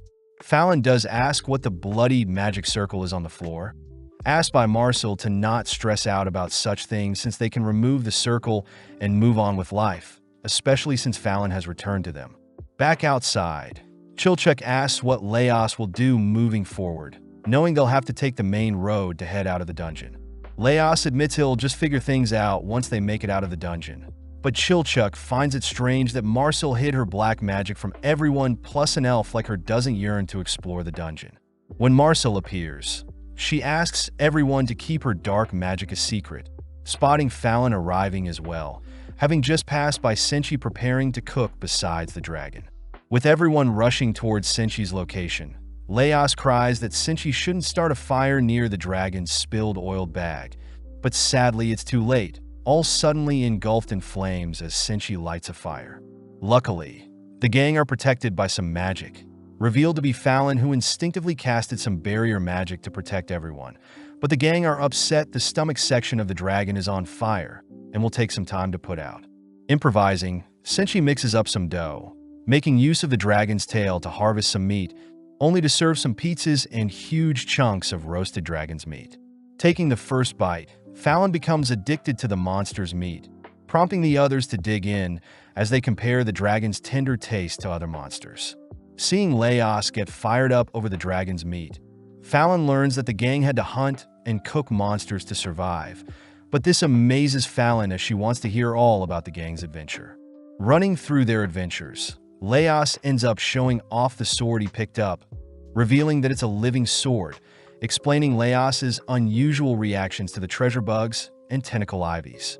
Chilchuck scolds Leos for keeping such a secret from his party, something Leos admits was wrong, but states he plans to keep the living sword until he finds a better one. Settling in for the night, the gang are excited to sleep on beds, but Fallon turns to spot a little girl, apologizing as they'll be using her home for the night. With Leos confirming that Fallon was speaking with a ghost, Fallon and Marcel decide to share a bed, exciting Marcel as she exclaims how relieved she is to see Fallon is back with them. Choosing to say good night to Leos, Fallon notices Leos scratching his leg, instantly healing the stitch as she accuses Leos of doing something crazy.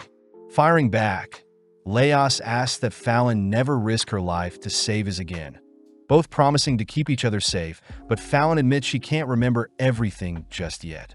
As Fallon and the others head to sleep, we cut outside to the magic blood circle Marcel drew, watching as an elf discovers what remains of Marcel's ancient magic.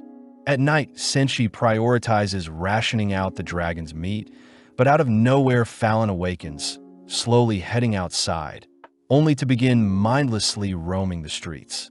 Although the ghosts tug at Fallon doesn't budge, only to stand before the mysterious elf. The elf demands to know what Fallon is doing, having already assigned her to search for a certain king.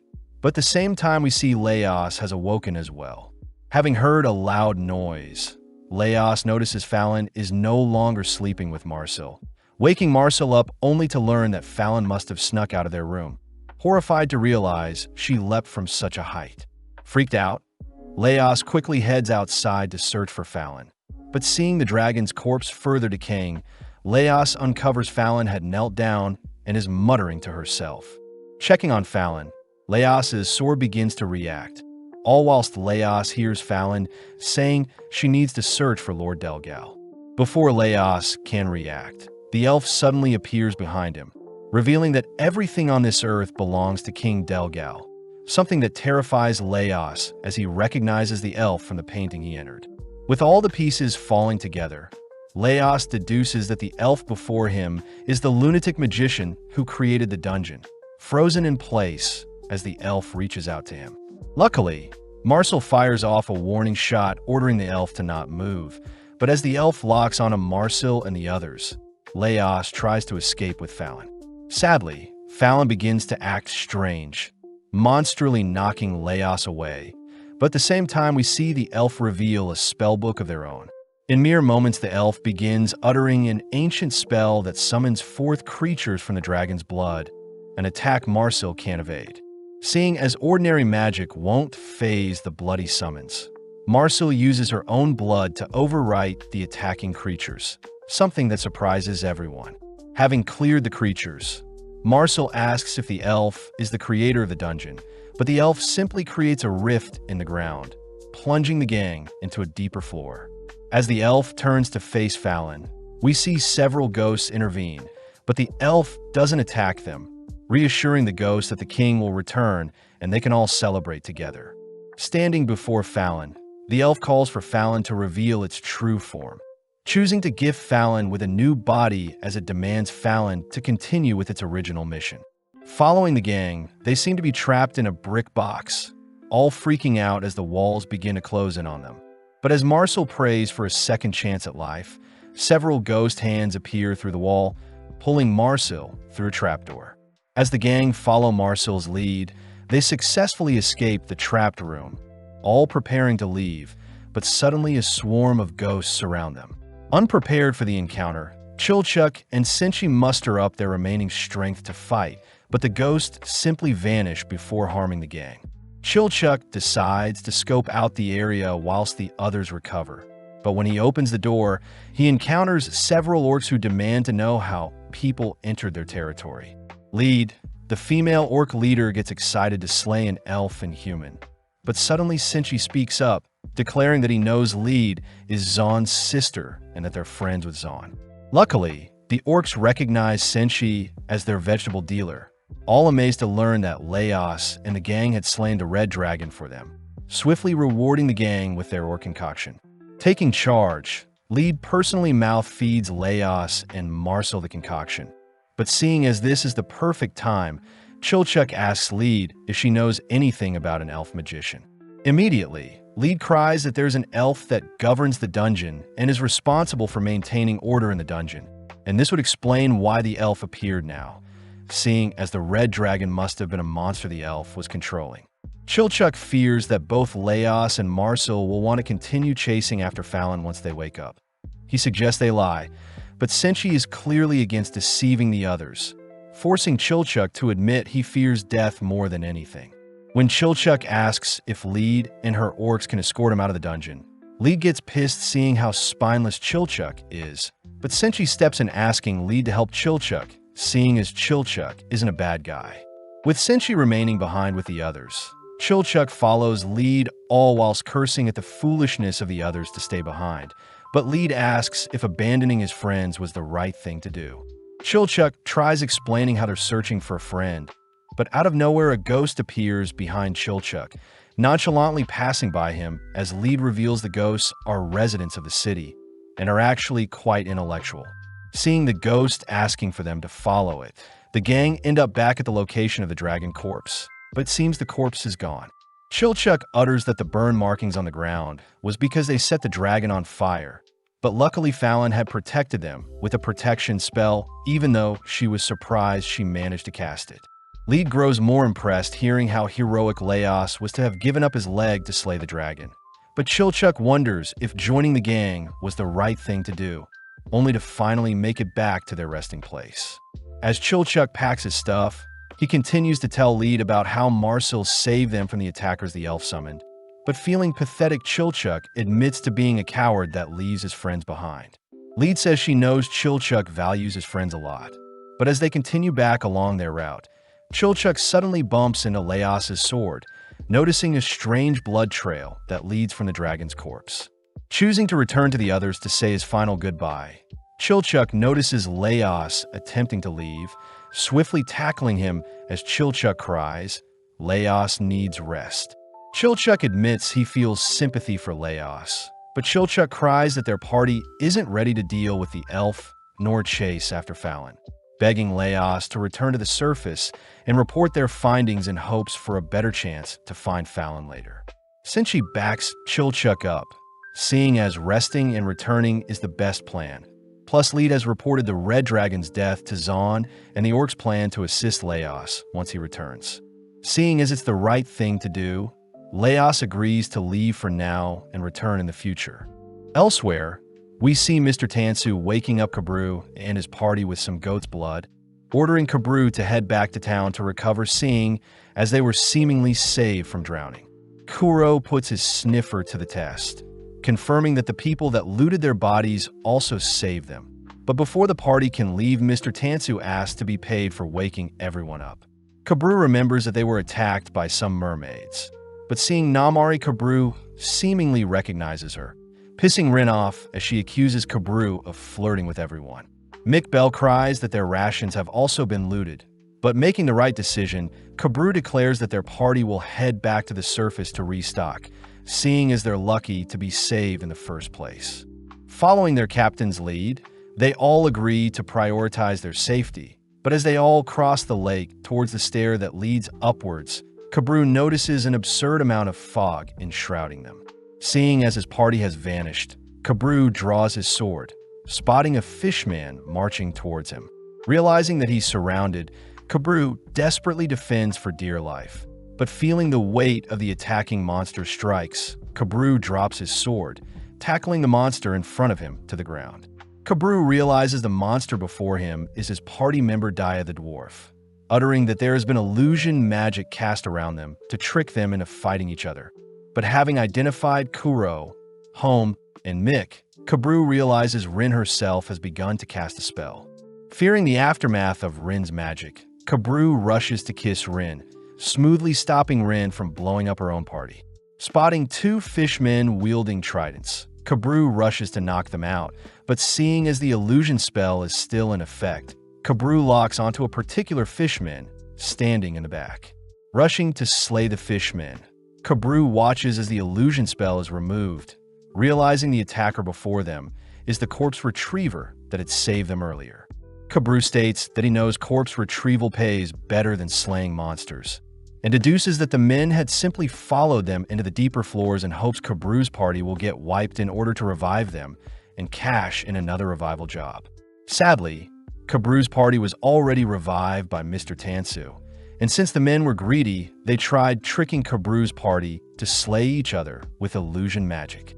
The men admit it would have been nice if Kabru brawled with Mr. Tansu's party. That way the men could have revived and cashed in on 2 revival jobs. But this annoys Kabru, as he says adventures attacking other adventures is a crime.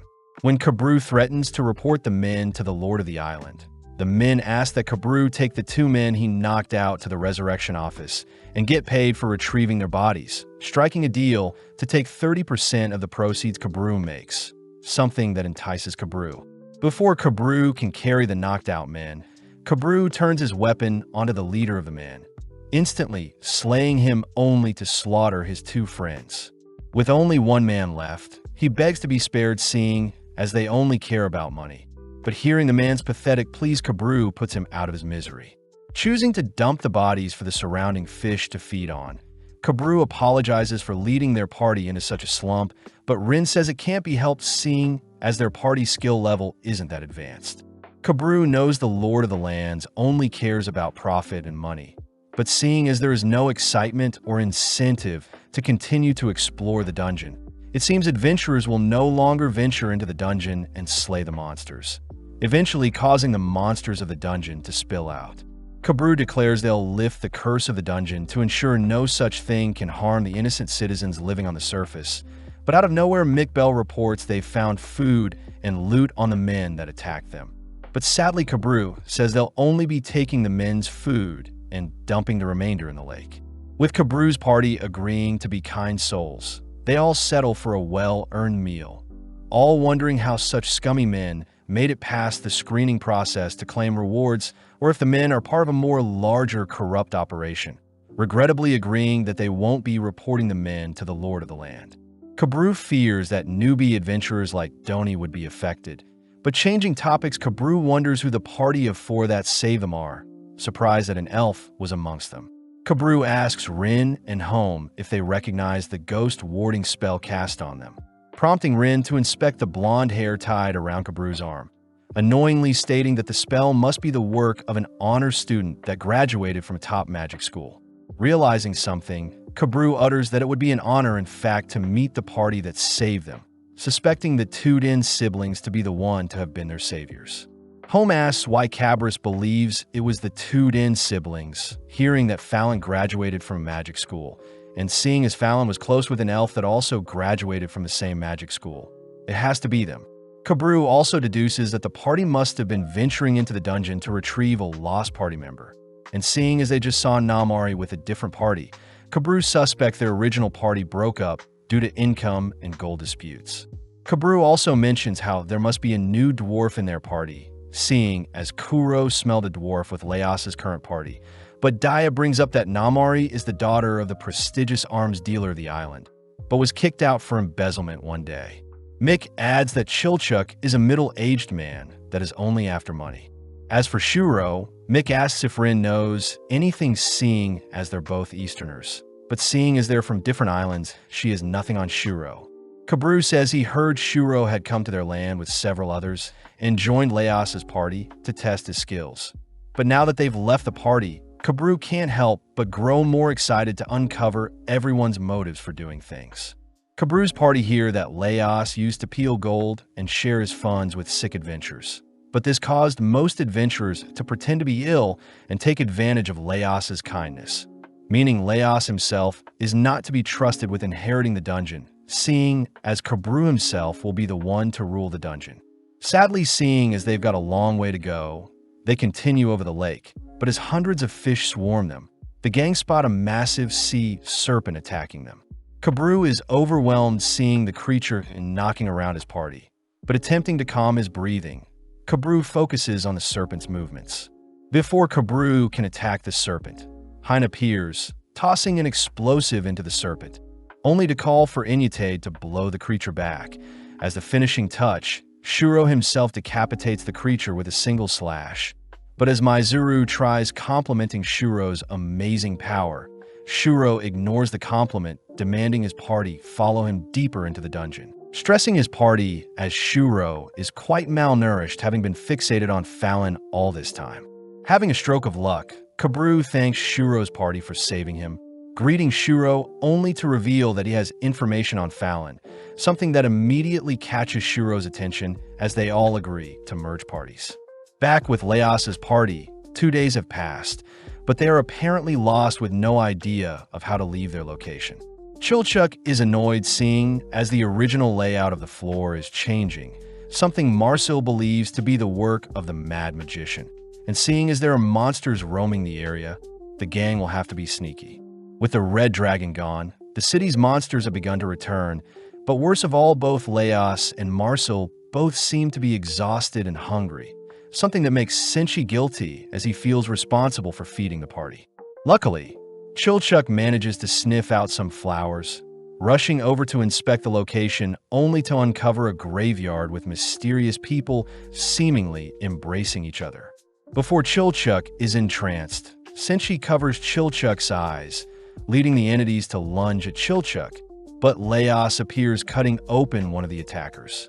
Seeing a mist appear from the entities, Leos declares the creatures to be dryad flowers, entities that emit spores that cause hay fever. Since both Senshi and Leos have been blinded by their allergies, Chilchuck is forced to help guide Senshi to slay an attacking dryad, only to be sprayed with more pollen. With only one dryad left, Chilchuck is forced to rely on his senses now that he is blinded as well, barely able to slay the last dryad.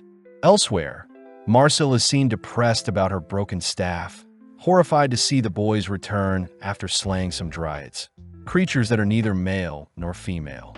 Seeing as they're out of food, Leos discovers some dryad fruits they can devour, but Senshi wonders why the last dryad they slayed didn't release any pollen.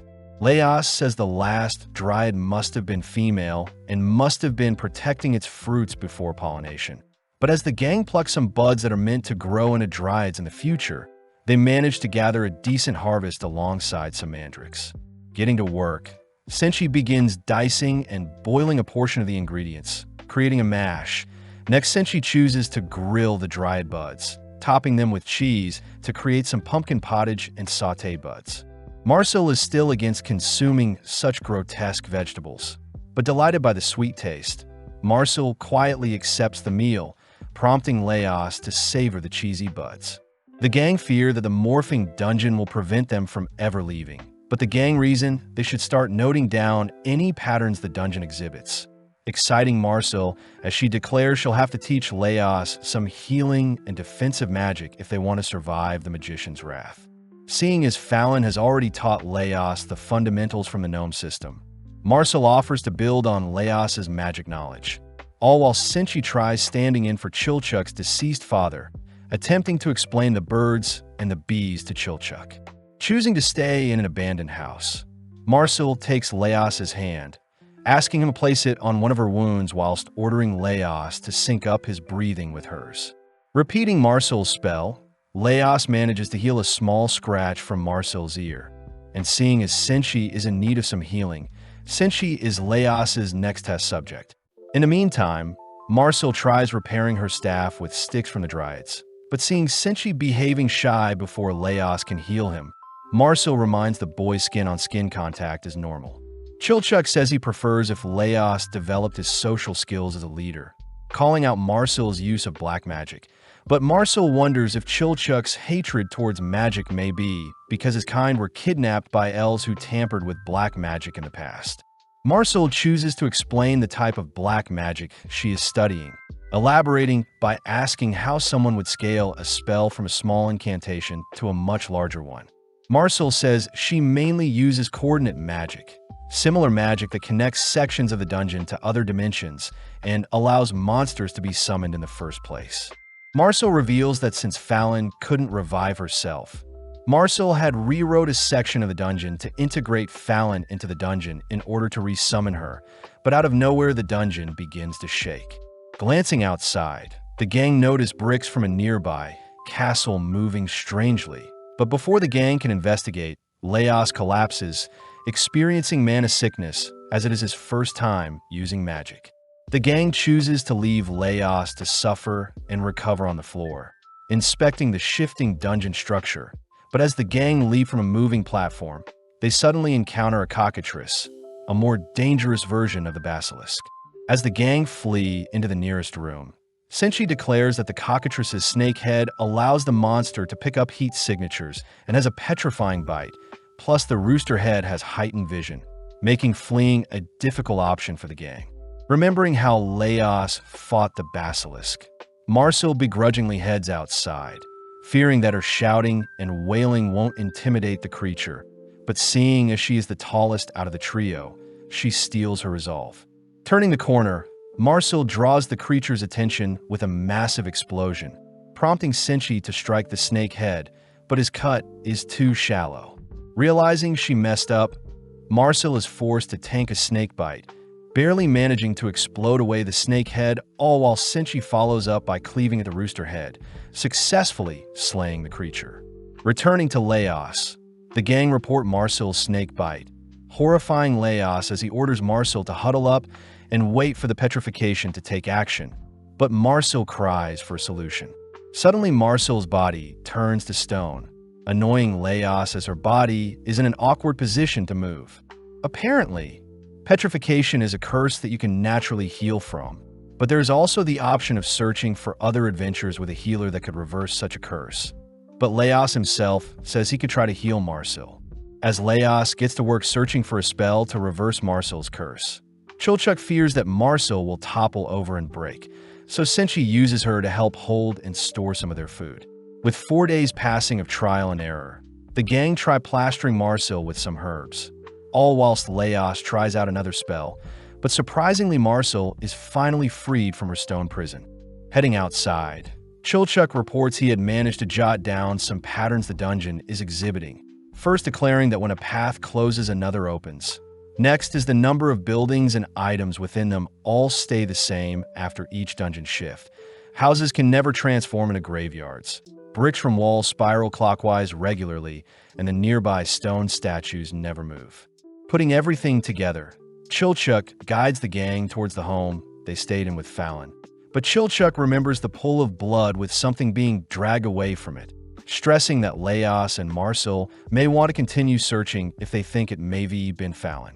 The gang find it weird that the dragon's corpse had completely vanished, but when Leos heads to inspect a crack in the nearby wall, he suddenly falls back, spotting a zombie-like creature speaking to him.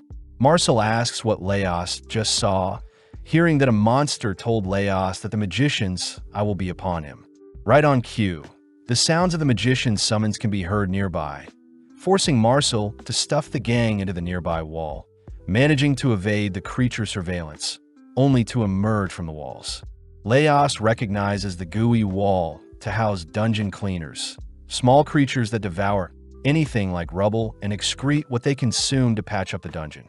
Continuing to follow Chilchuk, the gang successfully make it to some stairs, all preparing to feast on another meal, all whilst Marcel dons her frog suit.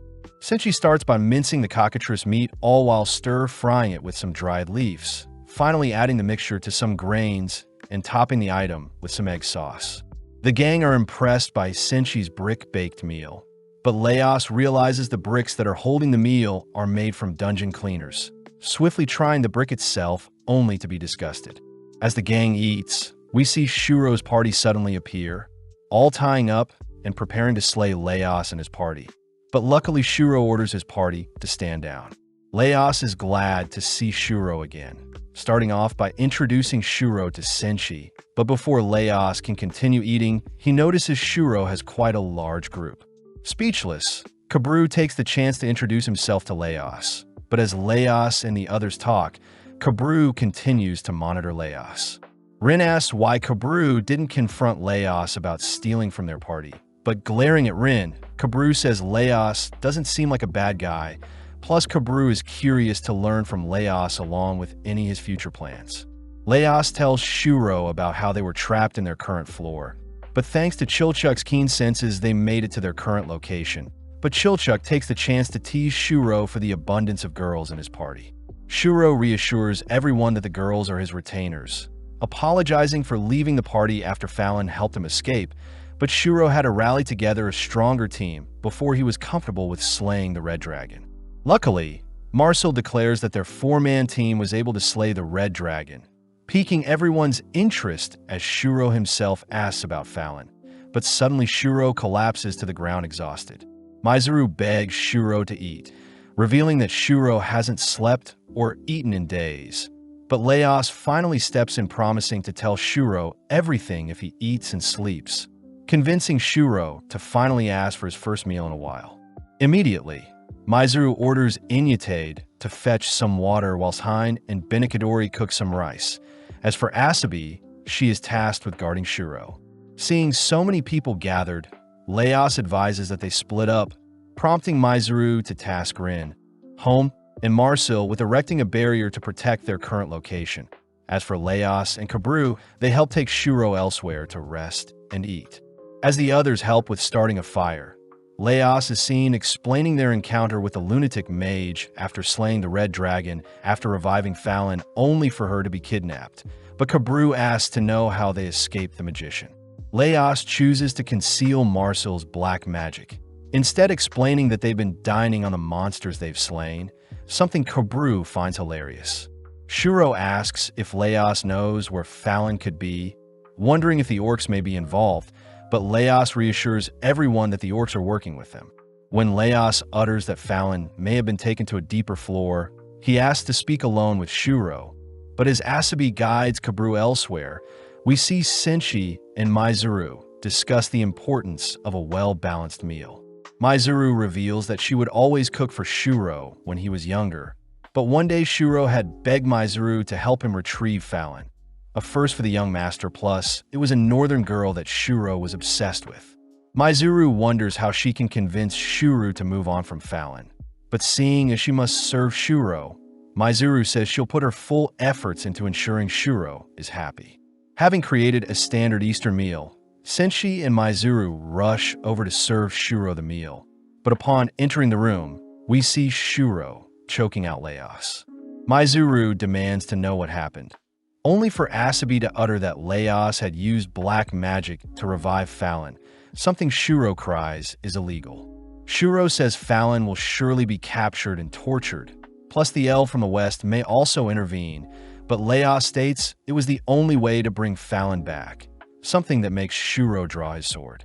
As Shuro quivers at the crime Laos had committed, we pan out to see Fallon observing the gang's gathering, now housing a monstrous half-human body, all whilst promising she'll find Lord Delgal.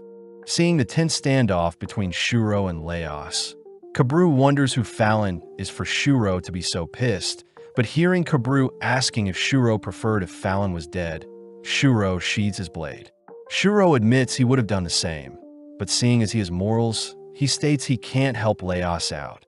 As Shuro leaves, Chilchuk reports a swarm of monsters have appeared, but Chilchuk is more annoyed that Laos told Shuro everything. Kabru tries cheering Laos up, but Laos reveals that Shuro was always a cool-headed man that seemed very wise, so for him to snap like that was definitely a first for Laos. Outside, we see the cooking crew being attacked by harpies, but seeing as the harpies are quite annoying, Maizuru and the three girls choose to deal with them. Marcel wonders why Shuro and Leos are acting so awkward, freaked out that Leos told the others about her black magic. But their number one concern seems to be Kabru, who now also knows of Marcel's black magic. Chilchuk asks if there is any evidence of Marcel's black magic, suggesting that they burn Marcel's staff just to be safe. But out of nowhere, Hein's corpse can be seen falling from the skies. As the gang look towards the harpies, they notice a massive creature in particular, all quivering as they realize Fallon is amongst them. Leos takes note of Fallon's monstrous lower half, but as Marcel tries calling out to Fallon, we see Fallon dispatch Asabi as well. Kabru and his party draw their weapons ready to fight, all while Shuro and Leos are at a loss for words. Inyatade is ordered to restrain Fallon, but Mayazuru tries crying for Shuro to flee, only to have her face smashed in by Fallon. With Fallon moving closer to the gang, Daya and Kuro rush Fallon from different angles, managing to inflict decent damage on the monster, all whilst Inyatade tries sneaking up on her. Sadly, Fallon blows Inyatade through a wall with a wave of her tail, but seeing an opening, Holmes begins to summon a spirit. As Fallon grabs hold of Daya, she begins to choke Daya, but out of nowhere Holmes Udina fires a projectile at Fallon's wings, forcing Fallon to relinquish Daya. Marcel tries asking Holmes to go easy on Fallon, but Kabru reminds everyone that the creature before them is no longer the Fallon they know.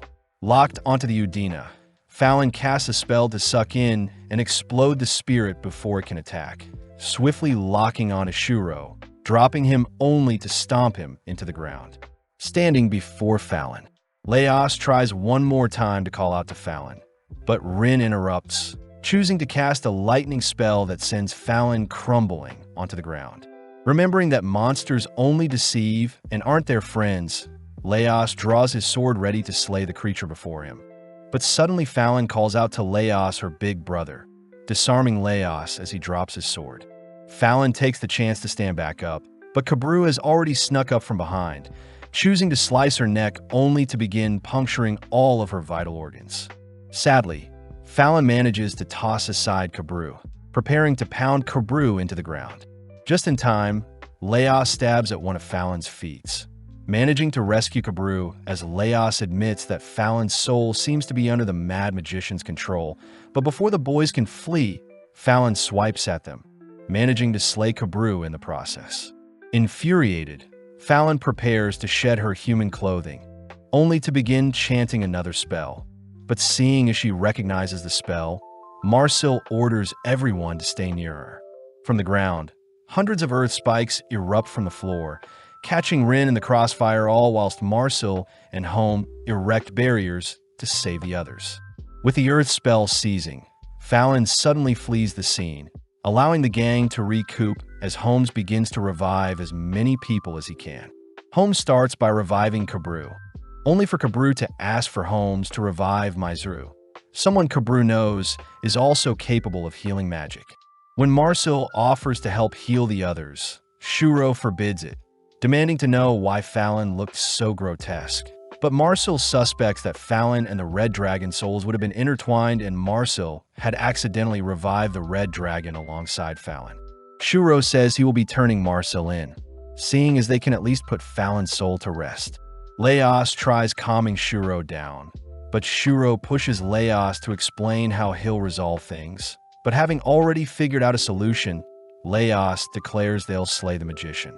Seeing as the Red Dragon follows the magician's commands, Leos states they'll simply claim authority over the Red Dragon and rewrite the magician's order, and they plan to have Marcel spearhead the mission. Shuro is infuriated by such a disgusting plan, but out of nowhere Leos slaps some sense into Shuro. When Shuro retaliates with a punch, Leos simply eats it, sending Shuro to the ground with a punch of his own. Leos orders Shuro to return to the surface and clear his head, but having heard enough of Leos's nonsense, Shuro fires off an uppercut, blaming Leos for interrupting his intimate moments in the past with Fallon. As Leos and Shuro begin voicing what they hate about the other, Maizuru assesses the situation, stating that everyone else is either dead, wounded, or missing.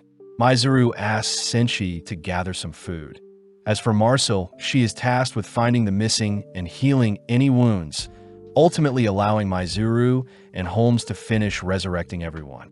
Having brawled enough, Shuro finally begins to eat, declaring that he'll be returning home and will never return to the island.